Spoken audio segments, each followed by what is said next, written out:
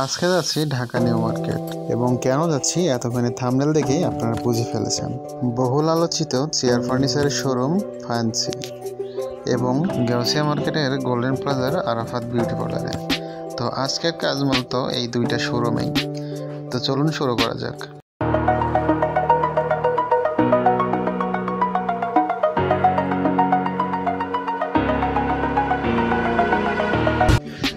তো hello viewers, আমি আরিফুর রহমান আপনাদের মাঝে আবার চলে আসলাম নতুন একটা ভিডিও ব্লগ নিয়ে। তো তার আগে বলে রাখি, আপনি যদি আমার চ্যানেলে এখনও নতুন দর্শক হয়ে থাকেন অবশ্যই এই চ্যানেলটিকে সাবস্ক্রাইব করতে ভুলবেন না এবং এই রিলেটেড ভিডিও দেখতে চাইলে কিন্তু পাশে থাকা বেল বাটনটি প্রেস করে দেবেন। আমাদের আজকের গন্তব্যস্থান ঢাকা নিউ মার্কেট। বাইরে ধীরে ধীরে বৃষ্টি, চলেছি ঢাকার পথে। আর আজকে যেন আমরা ঢাকার কাজকাম শেষ করে আবার রাতে যেন ব্যাক করতে পারি কুষ্টিয়া, ঠিক সেভাবেই আমাদের আজকের শিডিউল সাজানো। আমরা বেরোচ্ছি ভোর 4:30টায়, এখন সময় সকাল 6টা। রাইট নাও আমরা এখন আছি টাঙ্গাইলে।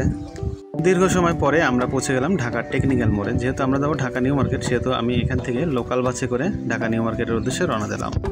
টেকনিক্যাল মোড় থেকে আমরা উঠে পড়লাম একটা বাসে। আমরা যাব হচ্ছে ঢাকা নিউ মার্কেট। এখান থেকে ভাড়া নিল জনপ্রতি 15 টাকা। আর যারা জ্যাম পছন্দ করে না, চাইলে ভিডিওটি স্কিপ করতে পারেন। ঢাকা শহর জ্যাম তো থাকবেই। তো আমরা চলেছি নিউ মার্কেটের উদ্দেশ্যে। আমরা এখন আছি ধানমন্ডি 27।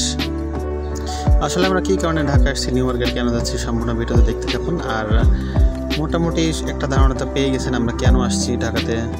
আর ভিডিওটা করার কারণ হচ্ছে আমরা কিভাবে ঢাকা আসলাম, কোথায় যাচ্ছি ঢাকাতে এবং কোথায় থেকে কী কী কেনাকাটা করতেছি, মূলত এইগুলোই আর কি দেখানোর জন্য আজকের ভিডিওটা করা।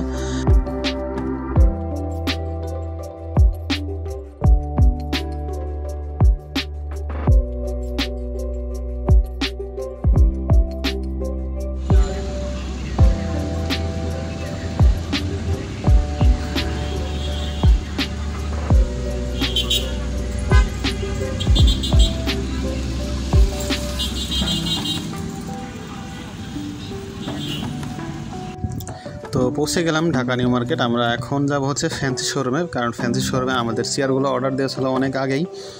তো ওনারা আমাকে ফোন দিয়ে শিওর করছে যে আমাদের চেয়ারগুলো চলে আসছে। তো ফার্স্টেই আমরা যাচ্ছি ফ্যান্সি শোরুমে, ওখান থেকে চেয়ারগুলো কালেক্ট করার জন্য। এরপর যাব হচ্ছে আমরা গোল্ডেন প্লাজায়, কারণ ওখানেও আমাদের বেশ কিছু মালামাল আমরা এর আগেই কিনে রেখে গেছি। তো কথা বলতে বলতে চলে আসলাম ফ্যান্সি শোরুমের কাছাকাছি। আমরা এখন ফ্যান্সি শোরুমে ঢুকবো।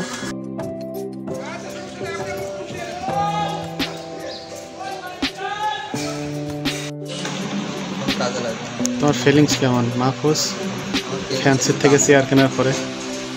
আমার ফিলিংস এর দাম দেখার পরে ইমরান ভাই, ফিলিংস অস্থির ভাই। আমি জীবনে বাপের জন্য চেয়ার বসিও না।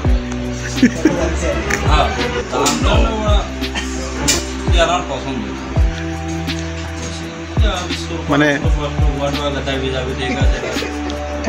ফিলিংসটা অন্যরকম হয়। দেহটা সাইড দিত, আরে তো কাটে পাবো পয়সা দেবো, তার মধ্যে অসুবিধা। চেয়ারগুলো আমাদের প্যাকেট করা শেষ। তো আমাদের ইমরান ভাই কফি খাচ্ছে। তো আমাদের এখানে কাজকাম মোটামুটি শেষ। আমরা কিছুক্ষণের ভিতরে এখান থেকে বের হয়ে যাব। তো বের হয়ে আমরা চলে যাবো গোল্ডেন প্লাজাতে। ওখানে বেশ কিছু কাজ আছে। তো চলুন যাওয়া যাবো ওখানে। চলে আসলাম আমরা গোল্ডেন প্লাজার আরাফাত বিউটি পার্লার শপে। তো এখান থেকে আমাদের যে মেশিন অর্ডার ছিল, যেমন হাইড্রা ফেশিয়ালের, তো ওই মেশিনটার জন্য ওয়েট করতেছে। ওই মেশিনটাই নিয়ে আসতেছে। তো ওইটা নিয়ে আসলে ওইটা চেক করার পরে আর কিছু আনুষঙ্গিক জিনিসপত্র লাগবে, ওইগুলো কেনাকাটা শেষ করলে আমাদের শেষ। তো এটাই হচ্ছে হাইড্রা ফেশিয়াল মেশিন। তো এটা এখন ইনটেক থেকে আনবক্সিং করবে। এটা দেখার জন্য মোটামুটি একটু এক্সাইটেড হয়ে আছি, কেমন হবে বা কেমন হইতে পারে। তো চলুন। তো এটাই হচ্ছে হাইড্রা ফেশিয়াল মেশিন। আমাদের ইমরান ভাই এটা দেখতেছে আসলে কেমন চারদিকে সব কিছু। আর এটা হচ্ছে ফুল ডিসপ্লে। এই সম্পূর্ণ মেশিনগুলা এই ভাইয়া হচ্ছে আমাদেরকে চালিয়ে সব কিছু চেক করে দিচ্ছে, সব কিছু ঠিক আছে কিনা। তো মোটামুটি সব কিছুই আমাদের কেনাকাটা শেষ। আমরা কিছুদিনের ভিতরে এখান থেকে বের হয়ে যাব। তো সব কিছু কেনাকাটা শেষ করে আমরা একটা পিকআপ ভাড়া করি এবং পিকআপে সম্পূর্ণ মাল উঠাই। আমরা পিকআপের উপরেই উঠে যাওয়ার চেষ্টা করতেছি। তো ভিউয়ার্স, রাত এখন মোটামুটি 11টা পার হয়ে গেছে। আর তাই ঢাকা থেকে আমরা এখন বের হয়ে যাচ্ছি গাড়ি করে। তো আজকে যাব হচ্ছে ফেরিঘাট হয়ে ওখানে, কারণ ওখানে আমাদের ইমরান ভাইয়ের ইচ্ছা যে সে আজকে ইলিশ খাবে। সো ইলিশ।